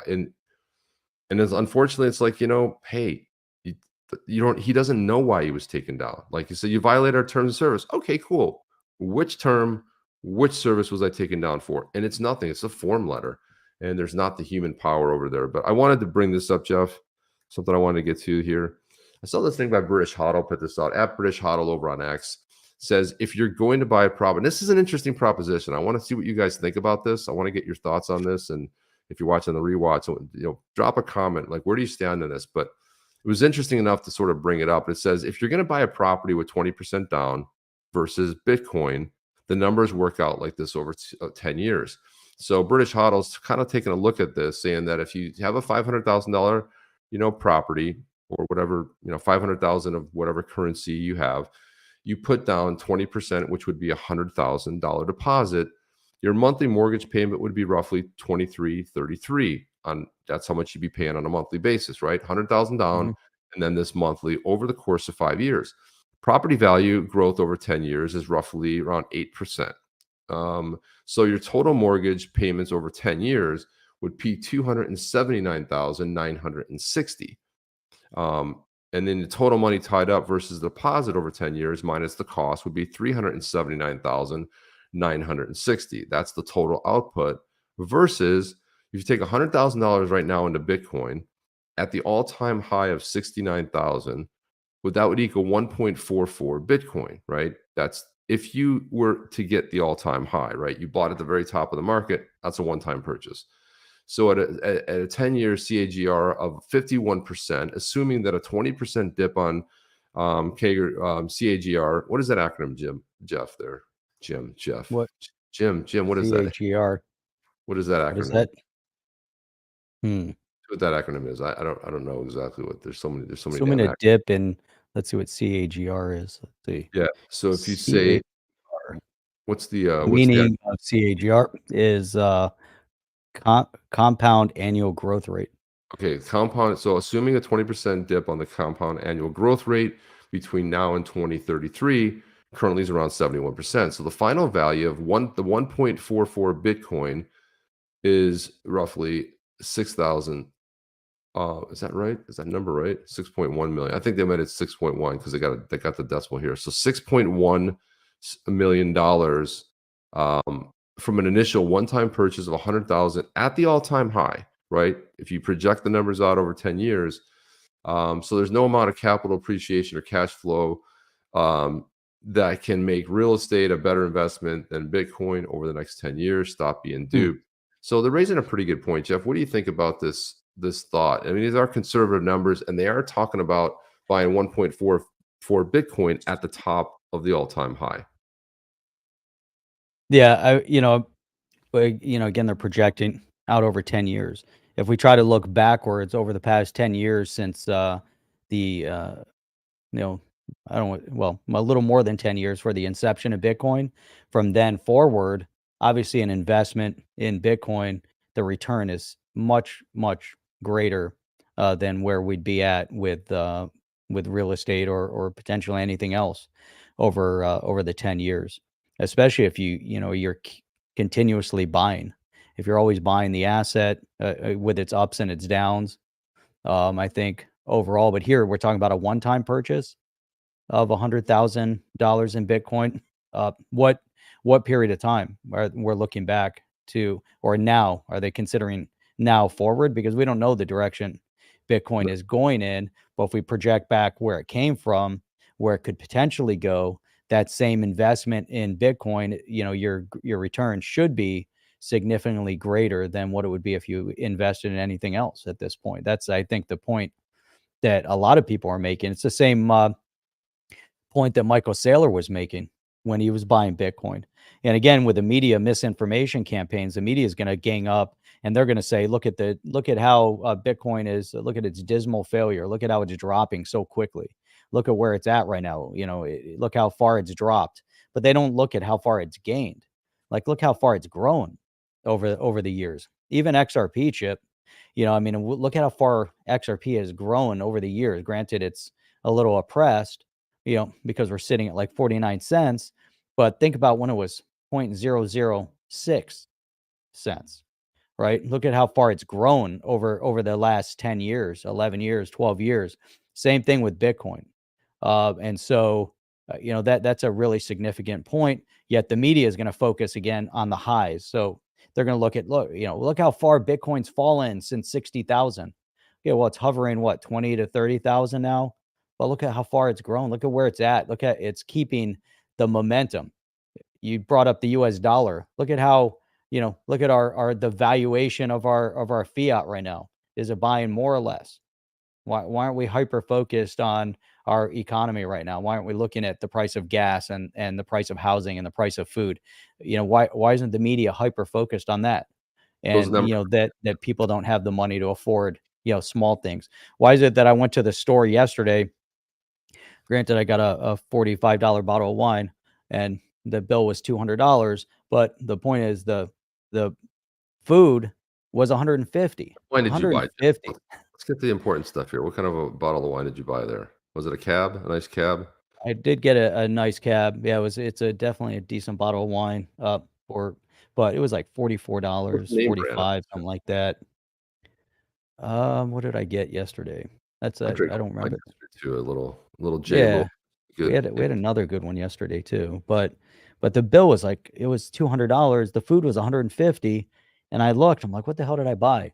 It used to be I'd go to the store and that same food would be 80. I used to get out the same everything with a bottle of wine, it might have been a $20 or $30 bottle of wine, but I Because would be at like $120. Now I'm at 200. What happened? So let's say I take the wine out of the equation again. Let's say it was 150 and normally it would have been 80. Has everything doubled? Is that the case? I bought some prepared roast beef, some chicken, some raw chicken. I got like a tabbouleh salad, a corn salad. Oh, I got some sushi that was $15. And then it was like 150. Like what the hell happened? Like what's going on in this yeah. world? You know? Jeff, I went to the grocery store yesterday, right? And it was like just a little bit of run. I have some family in town. And it was like, hey, let's just pick up a couple things we're gonna need that's particular to the $100, $98. And I was like, Yeah. I was like, what the hell did I just buy? Like what, like, it was like little things here, like let's get this bread and let's get this, one of was like mustard and let's get this like, cold cuts, whatever, and just some little things. And it was $100. And it was like I could Mhm. hold it in my hands. It was like, what did I just buy? And it's like, it used to be that when you'd go to the joke here would be you go to Whole Foods, they call it Whole Paycheck because you'd go there, the carts are really small, so it looked like you actually walked out of there with something. You get a really tiny cart because if you got the regular store, grocery store cart, trolleys, whatever you guys call them, if you'd put some stuff in, you'd be like, oh, I filled up my cart. So you get a tiny cart, it looks like it's not even half full, but it was always $100. It's like, hey, I just got to run to Whole Foods and I'm just going to pick up this. And you throw two more things in there, it was always $100. Now that is 150 to $200. You go to Whole Foods, they call Whole Paycheck. You go there now, and it's like, and this is the state of economy. But don't worry, Paul Krugman, failed economist for the New York Times, put out the most ridiculous tweet of all time, saying that we conquered it together. And look I can't believe we defeated, inflation and left out all the important essentials. And this is like what a failed economist looked like. The same guy that said the internet would be a failure. The same guy that apparently, That's right? Remember that when he said the internet would right. work and it was stupid, a dumb idea? An economist, Yeah, an economist. who's the most failed economist in the entire world, propped up by the New York slimes over there. Yep. Just another, Always wrong. always, every single time. It's like between They're him and always on the wrong side of history. who's more wrong? It's like they should have that game show like an SNL sketch. It's like, who's more wrong? Is it Jim Cramer or is it Paul Krugman? And Paul Krugman, Right. one of the dumbest humans on the planet, stripped away that he's supposed to be an economist. You cannot put a tweet out saying we conquered inflation and then leave all the important things that people give a shit about in those numbers. Yeah. Energy, nope, not in there. It's like, so the things you don't care about, and also measure it from last year at this time. Oh gosh, it's 2 years ago. I think it's 3%. Inflation from 1971 on is probably over 200, 300% inflation. Okay, because you looked at what money could buy back then versus what it can buy now. Look throughout the decades, 80s, 90s, the 2000s, the 2010s, the 2020s. We're looking at all this stuff and like we're gonna sit there and we're really gonna have an intellectual conversation that, well, it's only 3%. Yeah, well, what are we measuring? The Only. change, the flux, and we don't go back far enough to measure it. So every administration manipulates numbers. Every administration will say, "Here's the job numbers, 225,000," and then halfway through that next month, That's always a they put joke. the revised numbers out, and the revised numbers are dismal because half of those jobs, it turns out, are seasonal or they're Mhm. jobs or they're gig economy jobs, and you're like, well, I guess the number. And meanwhile, it's a horrific jobs report. But And this is what. the unemployment chip, they don't count people that stop looking for jobs. Right, well, don't Like worry about that. if you've been looking for work and then you stop looking, then you're no longer counted, you know? Right, the So unemployment's like 18 to 22%. They're like, oh my gosh, the unemployment's at 4%. But everybody, like you said, everybody dropped out of the workforce. Like they looked for a while and they had unemployment for a while. The unemployment ran out. And then, well, guess they're not looking for a job anymore. Yep. Chip, check this out. I've got 2 chats side by side. So here's the YouTube or the StreamYard chat. Or there's actually the YouTube chat because I couldn't pop out the StreamYard one. And then this is Rumble. So we're starting to get a little bit of engagement over on Rumble. So we've got Ledidge on Rumble, having some putting up some comments. ASM Future put up some comments. See, the comment section works. That's really cool. Now we got some commentary going over on from the viewers on Rumble. That's exciting. And Lydia was saying that some things like cooking oil have doubled in price, Right. doubled in the past couple of years, doubled. I mean, you need to be able to live, like little things like that. How about in the 90s, Chip, when gas was like 98 cents? How Yeah, great was that? I When remember those. gas was good, when you could afford to, fill up a tank. I was in the store. I'm like, how do people afford stuff now? Even going out to a restaurant. Yeah, You go out to eat and it's expensive. It's not like anything's reasonably priced. You just get some basic stuff. I mean, you're not talking about, it's like $20, $30 to just yeah, get. I was talking to my nephew yesterday. And he had this beautiful, pickup truck, right? But it was getting 9 miles to a gallon, right? And maybe 11 on the highway, you know? Wow. Beautiful truck, right? Beautiful truck, so what he ended up doing, having to sell this truck that he put so much time and energy. It was a really nice truck, a lot of aftermarket stuff on it. And what did he do? He sold it for an old crappy Altima that gets 23, miles to a gallon, right? Because his commute is going to be roughly around 40 minutes. And it got to the point of where, it got very expensive for somebody in their early 20s to be able to say, this doesn't make sense anymore. Why do I have this, nine 9 miles to a gallon type of thing where I can, even an old beater car gets 23 to 30, and you got to weigh stuff like that with the price. Now you got crude oil going up to $100 a barrel. And so you start looking at all of the things you can spend your money on. You got to figure out where you can make cuts and where it makes most sense to make. But And I don't. shouldn't and people shouldn't have to do that. I mean, we should be able to, just live on daily goods. You shouldn't go to a Starbucks and spend, $15 on a coffee and like a croissant or something. And a The coffees and it's sick. It's sick. You go to a sandwich shop and you get a sandwich and a drink and some chips, and you might be spending like 15 to 25. $18 a person, $20 a person. It's ridiculous. And everybody's like okay with it. They're like, yeah. And so the central bank, the Federal Reserve, their two mandates is Wow, they're look at supposed to that. control inflation, and they're also supposed to control unemployment. They failed miserably at both. And why are we paying interest to a third party that's run by a bunch of elites that have never been audited? So to me, I make the prediction the Federal Reserve is going to be dead in the next administration. It's going bye-bye. We're going to a real sovereign currency. When the US makes that move, every other country will follow. It will cause major chaos and turmoil. Everybody else will say, get rid of the central banks. The central banks are the biggest threat right now, and or threatened by decentralization. And we don't need the concept of a debt-ridden system where you borrow $1 and you owe them $1, and you borrow another dollar to pay back the Mm. interest on the first $2. This is not a recipe for success. This is a recipe for high inflation. Then you compound that by the spending of countries, namely the U.S., spending us into oblivion, where they think, oh, the 33 trillion, why not? Let's, the latest budget that was proposed by the blue team was somewhere in the neighborhood of $53 trillion. Ultimately, when it's all said and done, it's like if we're supposed to trim our households and we're supposed to get our houses in order, then guess what? The government has to too, and you're going to have to start trimming and start cutting. And we're not going to be giving money to nations that hate us, and we're not going to give money to the countries that want to kill us, and we're not going to give monies that are involved in a dispute or a border or with wars and stuff like that. And I'm talking about the Ukraine sort of Russia thing, which is a failed mission, which all it's going to do is wipe out more Ukrainians, because if Russia wants to just give a backhand, they take that whole country down in 2 days. That campaign will last 48 to 72 hours. It'll be destroyed. The two only cities that aren't third world, that country's basically third world.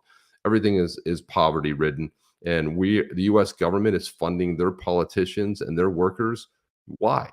We can't take care of our own. You know, they say when you're up in an airplane, they say that if we lose cabin pressure, take the mask off and put it on yourself first. Why? Because you have to be able-bodied to be able to help others, or a child. You don't put the child's mask on first and you lose consciousness. You put it on yourself. And as every country should be doing this for themselves. I don't care where you live. You live in Australia, your country should be taking care of Australians. You should be taking care of the folks that live there, and stop worrying about what's going on outside of your borders and start paying attention to what's happening with your citizens. I don't want to get on a big rant, Jeff, but I'm just getting pissed again. So that's really what we ought to be doing, right? That's like, I don't know. Is logic and reason mean anything here? It is, I mean, there is some logic behind everything. There has to be some reason behind everything, and it's getting to be too much, because logic and reason doesn't seem to be the sign of the times. It seems that logic and reason have been thrown out the window. Whether it's from government or from individuals. It's kind of terrifying, Chip. Jim D is saying government is out of time to fix deficit spending. The whole global monetary system of Ponzi fiat is now cascading out of control. It's going to blow any month now. Devon is saying their politicians will have some other country to go to as a lifeboat, leaving the dead, leaving the dead behind. Michael is saying that you can have probably a 3-course dinner in Turkey for $10, and it is amazing that there's certain countries where the basic cost of essentials is still reasonably priced. They haven't overtaxed it, and they're not burdening society with ridiculously high prices on everything. Sometimes the cost of medicine, for instance, and the cost of medicine in the U.S. is extremely high as it is compared to Canada. For instance, the same pharmaceutical in Canada, a lot less. And then why do they say our pharmaceuticals are expensive here? Because of R&D. But really, it's probably because of the ads they put on TV. I think the United States, maybe one other country in the world, the only country that allows marketing and commercials on TV for pharmaceuticals. And then you say, well, you just spent a couple of $1 million easy on that campaign, and then we're the ones that are going to pay for it at the end. Right. So Look a at lot this. of crazy things going on. Like, go Chip, go. He's just like egging me on. Don't egg me on, man. I'll get a little crazy here. Just start going a little Man. bit nutty and crazy. I know we ran a little bit over, but I think sometimes the Saturday mornings tend to be a little more geopolitically focused and a little more rants. When we were streaming 6 days a week, I was taking Saturdays off. I was a voyeur, and Jeff was doing, we called it his Saturday morning rants, where he was just like, whatever was top of mind, what was going on in the world would be the focus. So a lot of that is sometimes we just want to be able to express our opinions and talk about how we see things that are in the national media as it's geopolitically connected. It's all connected. And the biggest threat to infrastructure of organizations, countries, companies is this whole idea of decentralization, a brand new concept that was never been able to execute it the way it would be today. There was attempts to be decentralized, where the founders of the U.S. wanted the states to have the rights and the powers and the national government. But we've gone so far away from that mission in our Constitution of where we were. But again, like to educate, like to talk about what's important, and that may be counter to some of the things you're hearing out there. But again, it's just our opinions. We express them. We love to hear your guys' opinions too. Some of you guys go along, sometimes you don't agree. That's what this is about. It's about discord. It's about having the dialogue here. And if you agree, great. If you disagree, okay, great. I mean, but have the conversation. At least it's being had, where you don't want to like, oh, I don't agree with you, Jeff. I'm going to censor you. You're going to talk. No, I'm going to mute your mic. Sorry, you can't block talk. you. That's what we get a lot in the world. And it's like, we don't need more of that. We need more people being able to express how they feel, because they're impacted by decisions made by their politicians and government. Yeah, that's right. And Lydia saying, I like your rants. Rants are good. Well, rants are great. Rants are good. And Jeff and rants are great. It's so funny because I was on a Spaces yesterday with King Solomon. He called me up to the stage, and I just I talked for a little bit, and I really thanked him what he's doing with the Genfinity. I think what Solomon's doing, and I love what he's doing. This fact is that he's taking all of these organizations and digital assets. He's bringing them together in a really great way, and he's agnostic about it. He's not like, I'm playing favorites. He's putting multiple people on Hedera, and he's bringing, talking about XRP, he's talking about all these other types of solutions. We need more of that. So I was just thanking him for what he's up to and doing. I had a chance to, Blockchain Trucker was on there. I was talking with Blockchain Trucker because I had the chance to meet him up in New York. And I've never felt so small in my entire life, Jeff. This guy is like freaking, he dwarfs me, man. He's just this, he's just built like a brick house, man. I was like, holy crap, you look more menacing in person than you do on your videos. And if you don't follow Blockchain Trucker, follow him over there on X. But he does really pointed stuff. He's always in his truck. He's driving around New York City, and he's got these beautifully succinct, awesome messaging about what he thinks about the digital asset space and what's going on. He puts them up on X. I don't think he has a YouTube channel. At least I've never seen his YouTube channel. But again, there's just great voices around the entire the whole ecosystem. So getting up there and having that conversation. News in 60 minutes. There you go. It's just in. Hang on a sec, Jeff. I'm getting something in my earpiece. And it's telling me, what time is it? Oh my gosh, we were 15 minutes over. Holy crap. Tell me what to say. Yeah, They're telling me what to say. No, that's mainstream media. Video, Jeff, we got to play that video where somebody starts talking and they're reading the script, and then you see 4 other stations, then you see the whole screen with all the voices saying the same thing over and over again. It's all exactly verbatim. Yeah, verbatim, NASA, and they're doing it like they're passionate, reading the teleprompter. I'm going to read the prompter. And the cool thing about this show is, Jeff, it's generated on the fly, and there are no teleprompters, and it's just you and I looking silly at our computers. I always say, like, the weirdest feeling you can have. Thank God, like, I don't know how when I used to do my videos myself, I was just looking at my screen and I was like talking, and I'm like, hey, Chip, and I'm doing this, blah, blah, blah. And I'm like, dude, you're looking at a computer screen. How stupid do you feel? At least I get to look at Jeff, and I at least look at your comments, but I'm just sitting here staring at my computer. That's it. I'm sitting there looking at my computer, and knowing that this goes out, we love to read all your comments, especially on the rewatch. People drop some interesting comments or a line, or I like this, or I disagree with that. We love to see that. It's like, hey, you don't have to agree. We're not here to see lockstep in agreement. Most of us agree on a lot of things, but sometimes we're going to differ on opinion. But again, I like the fact that we're having this conversation. Boom, boom, boom, boom. I did do that. Jared said, follow all the accounts who don't use the word boom. Every once in a while, I like that. John Link cracks me up. And again, Link he started a brand new account on X, but he puts out amazing content. Amazing. Oh my God. I wish I had like more time to like really think about it. But one of the things he goes, one of his X posts that I love the most, he's like, I've been out of the loop. What are we booming about today? It's like the latest booms. What are we booming about this week? Like, what's the booms? And I'll put out booms too, just like as a joke, like boom. Too much, dude. It's like boom, breaking news, and you're like, Jared, you're absolutely. I don't know. It's always like all the. It's too much, man. Boom, and it's like some new. It's the most preposterous stuff. Boom, XRP price to 589 tomorrow, and the one that's all out. Yeah, secret document. Yeah, it's like I just new bank reveals use of XRP. Yeah, use of XRP.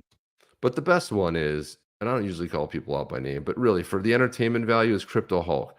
There is not even one iota of one scintilla of anything that makes any sense, but it is phenomenal entertainment. It really is, because you're like, holy cow, this is inside information. I'll pop into the stream sometime and I'll listen to this, and I'm just like, I'm laughing. I'm just like, this is great. I mean, there's like such imagination and creativity in here that you almost have to have like a respect for it in a way, because it's like, I can't dream up this shit. So it's like, and to do it like every day is like, okay, you can respect some of that, but I'm like, it's for pure entertainment value. Wow. It's something. You'll get 400 or 500 people on there, and you're like, dude, who are these 400 or 500 people? And I start looking into I'm like, that's weird. I don't recognize any of the names, like any of the names that ever show up on ours. You know what I mean? And but again, like boom, Jeff, there it is. There's a boom. There's a boom. Our boom. The more O's you put in, the more significance of the boom too. Like, that's right. If it's just boom, it's just like, you just wrote boom. But if it's boom, then it's like and multiple exclamation points, because one's never enough. For a boom, you gotta have And then if you put the explosion emoji before it and after it, Oh, now you're that's talking important. about an You gotta actual do the explosion emoji. If you don't do that, boom. then the boom doesn't, Ireland's in the house. Look at it's that. not real. Yeah, that could be the best, avatar ever. You raise Views on Brews. views I on got brews. I wonder, do you have a YouTube channel? That's a perfect name for a YouTube channel. Yeah, raising a pint right there. I wanna Views know some views on brews because that'd be great. Get YouTube channel. views on brews and then views on whiskey, and then now we're talking. Yeah, Jeff, and Views on drinking. speaking of whiskey, a little bit of whiskey yesterday. It's one of the greatest inventions. It had been about 6 or 7 weeks since I actually had a drop of alcohol, but had a little bit of that, a little red wine yesterday, a little dinner. It's a really nice sort of event. A family in town right now, celebrating a milestone anniversary for my parents. They are going to be married 60 years, and we are renewing their vows in the church, Boom! having, just That's exciting. celebration 60. of the event. And I'm like, it's incredible that, they've I don't even know, like, I don't even think, like, it'd be interesting to know what it feels like to be alive 60 years, yeah, let alone be married for 60 years. And Man, they truly are two people. And 10 years ago I made a video, interviewed them separately, and then I made the video, and then I put them together telling their story. How did you meet? And it was funny to hear the little remembrances that were the overlaps and stuff, but, like, dad's version of it versus mom's version of it. Dad was thinking this, mom was thinking this. Dad was thinking, like, hey, come over for pizza. Mom's like, I'm not going over to your house for a pizza. Who the hell are you? Right? It's like, yeah, you're a neighbor, whatever. And so hearing the story, and then I put them together, and then they kind of told the story together. But it's one of these videos that if you ever had the chance to do it, you have, family members, if you ever get the roll of video, I don't care what you do, roll a video, ask them questions. You can preserve that for future generations so that they can come to know. And it's already 10 years old, this video that I made. Um, mm, it doesn't make sense to do a new one just because of, age, and, some things have changed, health wise, for both my parents. But having this video and rewatching it, boom, 60 years married. There you go, Ramon. Ramon's like, boom, 60 years married. Yeah. And thank you, Jared. parents still in love, still taking care of each other. My father's become a caretaker for my mom, who's suffered from, Parkinson's, and now leukemia, and now, it's just and I have a lot of angst about that whole thing because of the turbo cancers that were brought on by this kind of thing. And it happens. You have to see it. We all witness it happen in our families, or have lost, loved ones as a result of it, and it just happens. Alex Yeet is in the house. Yeet and I go back a long way. Yeet's an Mm. OG in the space, 2016, 2017. What's this one here? Chip wondered if the man you confronted in the crypto shop's Oh, opinion yeah. over the years. That guy's opinion, I don't know if his opinion's changed, That but shop closed, right? it did close down. But the guy that owned it, the guy that actually owned it, he's on X, and he likes my posts frequently, and I like his stuff. He was always agnostic. This was just Mm, somebody that worked there, and they did it as a joke. it's And one cool. of the things that they later did was, and I'll have to, BZ, thanks for bringing that up. I might have to play a clip of that because we went toe to toe. I just expected, I was on jury duty. I was looking for something to go, to cut some time, and I walked into the crypto cafe, which was like a little cafe where you could actually buy Bitcoin, and they had a thing where the garbage was. It said Ripple with an arrow pointing to, like, that's where the trash bin was, where you put your rubbish in there. And then I got into it big time. I'm like, whoa. And then he and I later, and it's funny because I actually know him from the startup space. This guy Mark, he's a good dude. He does a lot in the crypto space. He was like, no, that's not what I feel about it. And so he actually sent me the video when they paint of a hand coming in and painting over that. So they did eventually get rid of that. It was done as a joke, but he was agnostic, and the guy that actually owned the shop owned XRP as well. But again, Mm. I guess he let it go up as a joke, or kind of like and look, it was funny in a sense, but I took a little bit of offense to it. But there you go. There you have it. So, Lots of booms in Gaza. lots of You see. Well, listen, man. I would look at it like this. Okay, so there was an intelligence failure, right? And the border was breached. Now, what if there was no border? What if there was nothing, no security at all? And what would have happened If there was zero security, 0% of the time, how would that have gone? You would have talked about total annihilation, right? Total. Yeah. That's what would have happened, right? So listen, man, they're just I tell my kids, like, hey, listen, life, you make choices, and then if out of those choices come consequences.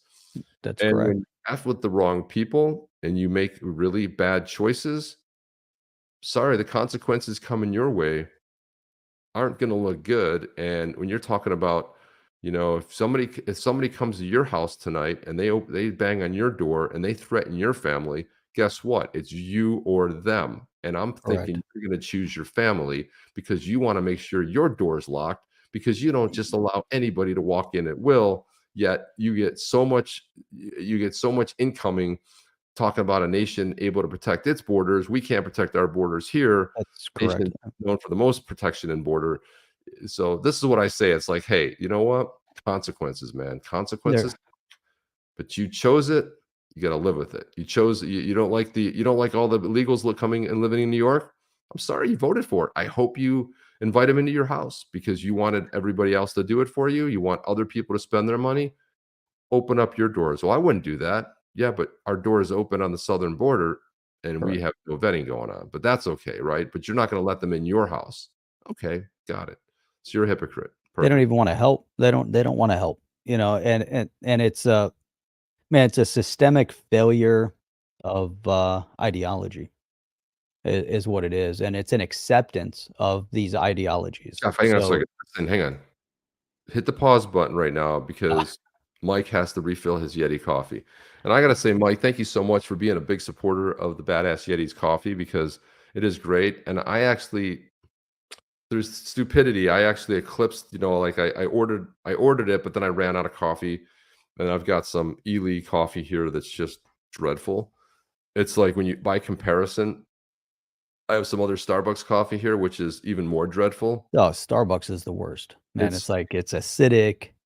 So when that's all you have, uh, then, you almost that's what you gotta drink, their espresso, but you know what? I would rather unfortunately, a lot of the coffee shops, their espresso, either their machines are bad or the coffee they're using is old or something's off, but it always has, like, a lemony, like, tone to it, it's like, it's very just too bitter, like, it's not bitter because the coffee's bitter, it's like a lemony bitter where it's not even palatable. And Starbucks, at least their espresso is palatable, but it's still acidic versus a good quality coffee. And with, like, the Badass Yeti's coffee, you get that coffee and it's super palatable. And you get the dark roast, it's dark, but when you make it into, however you decide you're gonna blend it down, you're gonna grind it and cook it in your espresso maker. But the quality of the coffee is really, really amazing. Kind of like, I always, am partial to Segfredo. If you're traveling over in Italy, stop in, you'll get a lot of Segfredo coffee. If you're in the Detroit airport by any chance and you're on the Delta side, right dead center of the Detroit airport, there's an Illy coffee shop, which is really good. Now they're putting in a Starbucks. It's gonna be a little competition, but get that Badass Yeti's coffee because just the flavors and then the richness of Badass Yeti coffee is just really, really good. And so, you guys will really appreciate it. And that's what Mike's talking about. You got to get another Badass Yeti's coffee. We love it. You can throw go it dark 5. roast, medium roast, light roast, whichever one you prefer. Grind it down and put it in your coffee pot. And So, this kind of sums it up. Why is our coffee so good? You ever tried coffee from just roasted beans? Most of you never have, and Jeff and I certainly hadn't either. That's right. Badass Yeti's coffee. We roast your beans to order, and we ship it the next day. How's that for badass? That's And badass. of course, this statement Badass right here, three. like this, Jeff, is it any good? No, That's it's fucking fucking great. great. I mean, it's the Man, best, man.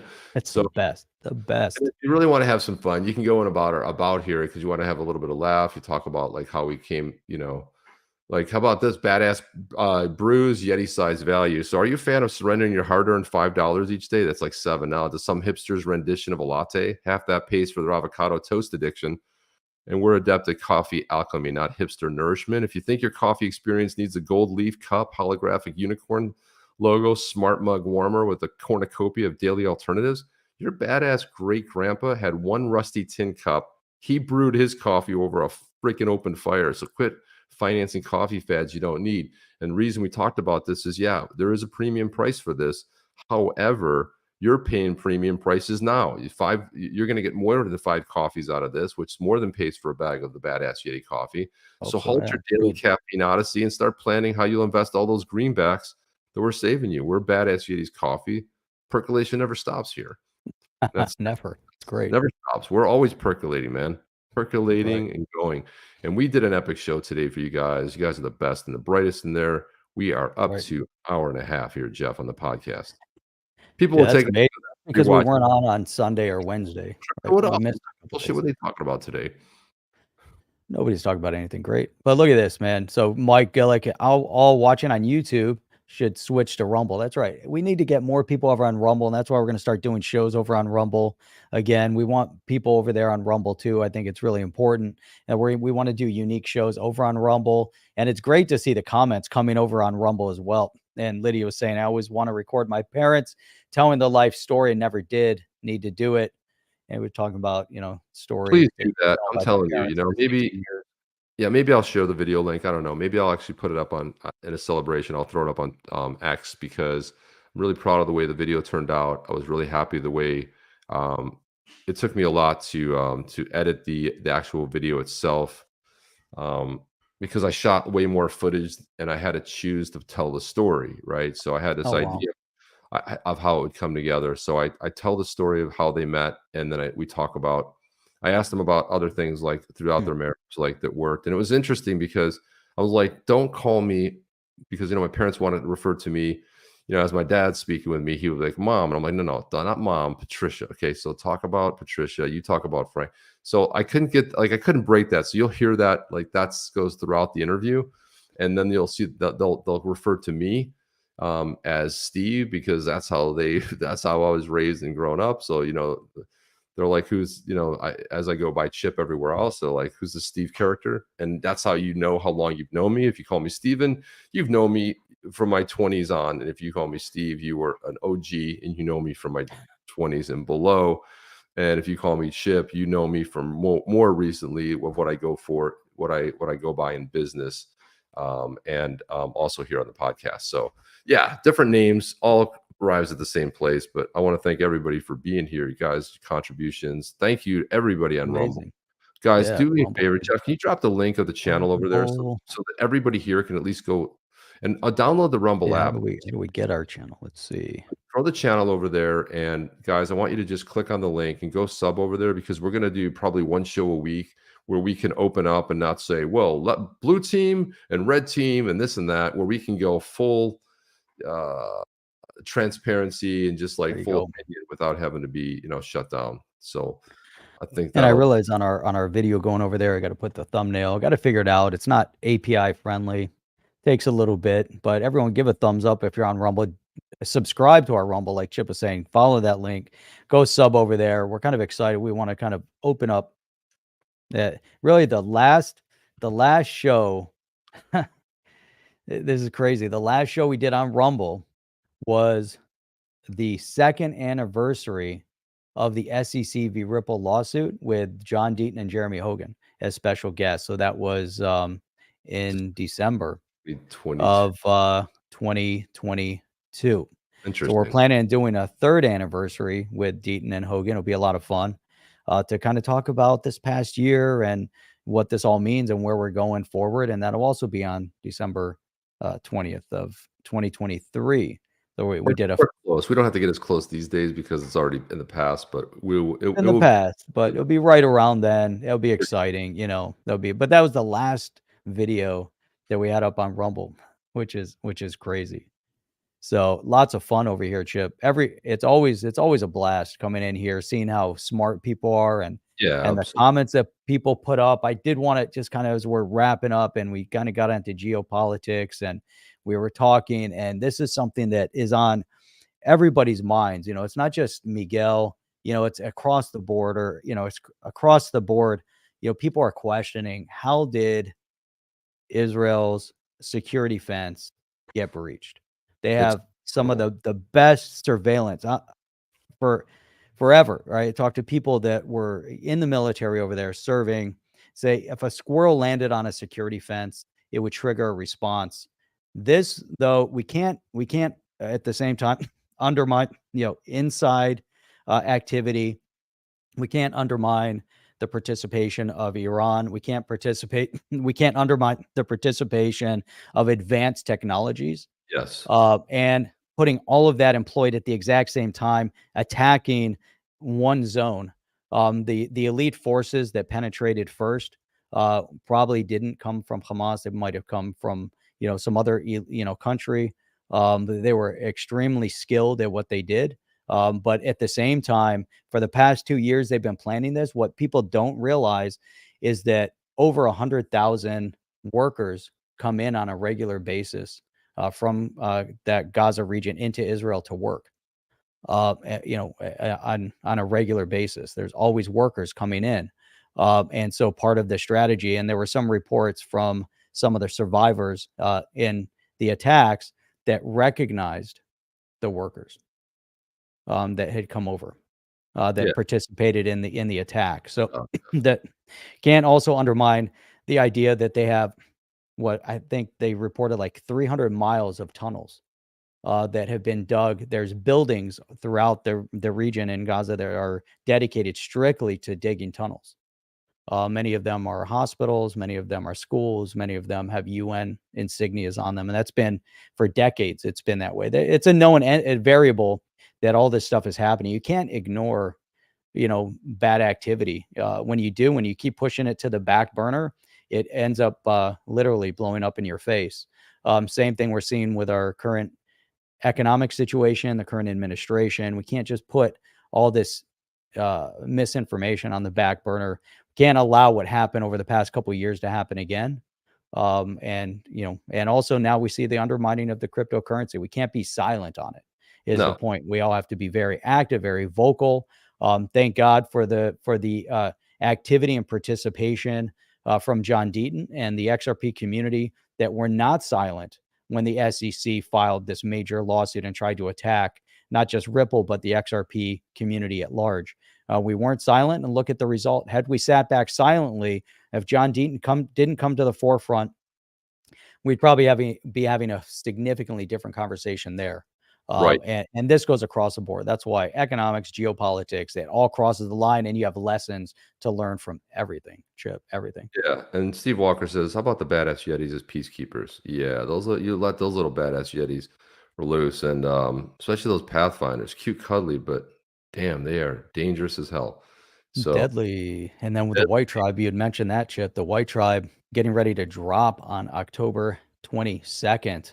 We're excited about that too. So if you have a Blue Tribe member, what is the snapshot date? Do we know when the snapshot date is? it might be around the 21st. So that means that if you have a badass Yeti, or you've been meaning to get one, like, yeah, I wanted to get a Yeti, and you go over to XRP.cafe and you go look up badass Yetis over there.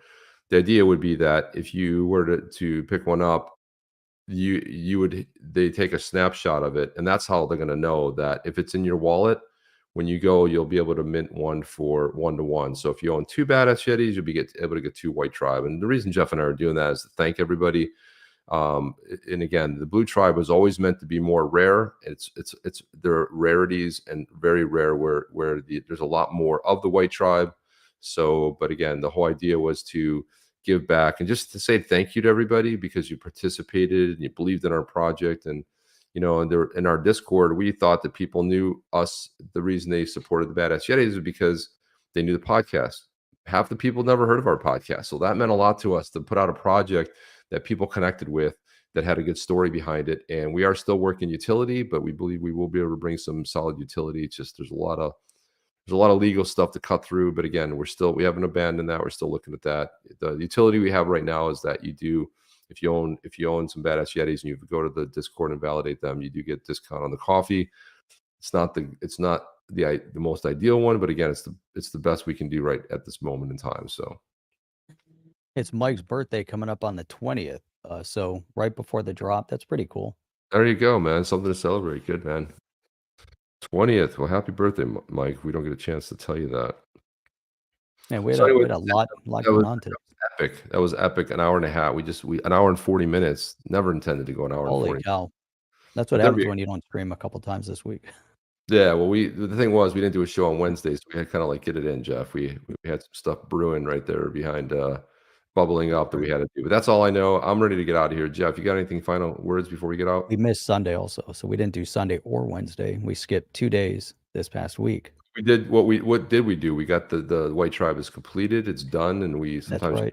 art and stuff, and And we have another project that's wrapping up as well, so we have that's another project exciting, which coming we'll up. announce. Super exciting. We'll maybe talk a little about that, but it might surprise some in some ways, but Jeff and I are agnostic, let's put it that way, and, there's a lot of opportunity out there, and we believe heavily in we got the NFT bug, we're having a blast doing it and creating it, and I have to just say that it's been probably as much fun as it is doing this podcast and showing up and seeing you guys. It's been the most fun that I've had, that Jeff and I have had, by creating a project and then having.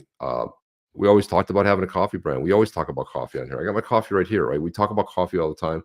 So Jeff and I launching a coffee brand, the Badass Yetis coffee brand, which will also be seeing a little bit of change. Jeff, I don't know. I don't know if I Oh, want yeah, to. we have to make some adjustments, yeah. We're making some adjustments too because as it goes, the brand is evolving and the brand is getting more.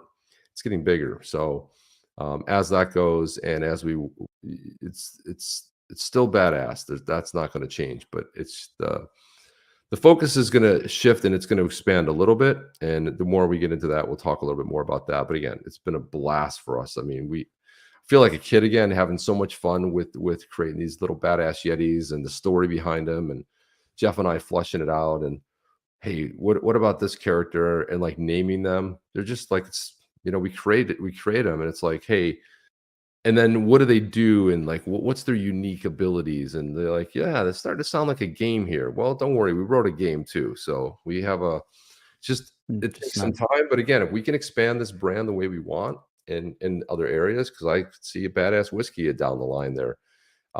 Things that Jeff and I are passionate about, right? all badassery. It's awesome. What's that? It's all badassery. It's awesome. It's all badassery. All of it is badassery, right on. So that's Oh, all we have for you I guys. I just wanna give a quick shout out to Views on Brews because he had mentioned that he's part of the X Zombie project, so it's another NFT project. I'm just gonna pull that up here real quick over on XRP.cafe. You got the X Zombie. Oh, So cool, they man. oh, and I know how much you like zombies, I love but zombies. they put together a whole NFT project strictly on these, Yeah, guys, on these go zombies. support that project. You guys want to support projects on the XRPL? Please go support X Zombies. Hey, it's not about badass Yeti. It's about go get an X Zombie. They're cool as hell, dude. I love those things. They look pretty cool, look at that. Yeah, I So, love those. They're really cool looking. there's so Well, many cool things that are going on in the space, Chip, and we just scratched the surface on it, but, this was great. This was an epic ranted, stream today.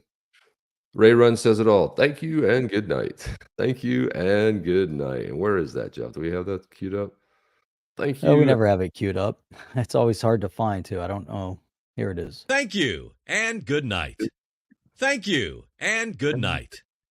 Thank you and Why is it repeating itself now? Because I keep hitting the button, Jeff. Oh. good night. I was like, I shut the thing off. I keep hitting. Boom.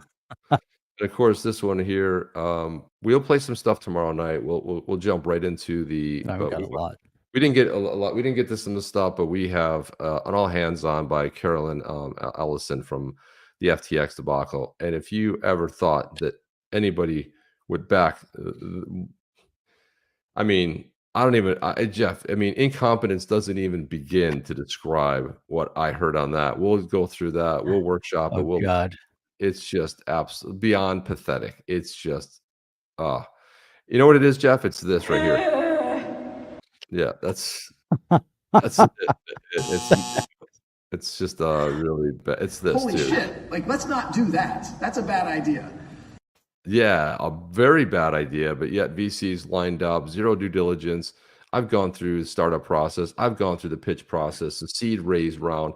I got my every personally grilled by my personal financials, but you get two nutters together and they're like talking spout. I mean, Jeff, even when like Sam Bankman-Fried was like, I'm like, dude, what is with this guy? He seems like a complete moron. Am I missing this? Yeah. So the only thing that we're missing on it, which again goes into the conspiracy of it, and maybe it's gonna come out to be true, and it seems like it's very plausible that there was government involvement, that these were their darlings. They propped it up. You have to question certain officials that have been elected, like Fetterman, the guy in the White House. There's something a little bit off. Then you have someone like her. You have someone like him, with FTX, Sam Bankman-Fried, and then what's her name over there? If they're really questioned, were they that brilliant? Maybe could they have pulled off the biggest, fraud scam in crypto history? Uh, you know, You have to fail too. You go you ahead have and to you have to question. It just doesn't. Something doesn't compute. Doesn't make sense. They grew way too fast. Became donors of the blue team way too fast with big numbers. They also undermined.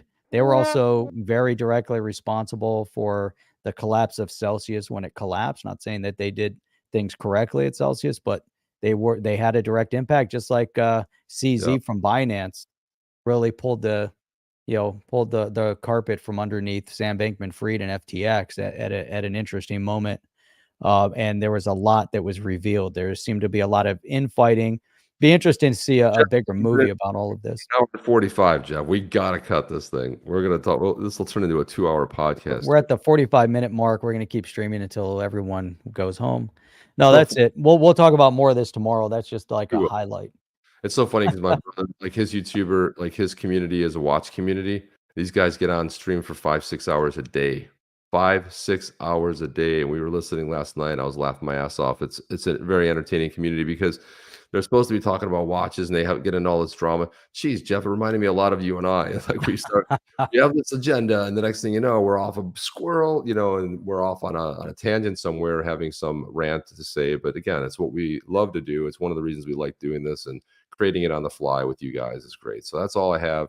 Let's get out of here, guys. You guys go have a great week. Come back tomorrow night. We'll hit the crypto stuff right away. But every once in a while, we got to get off on a rant, and we'll We're doing great commentary over on Rumble. I love seeing the comments on Rumble. So from Lydia, we got someone else over there.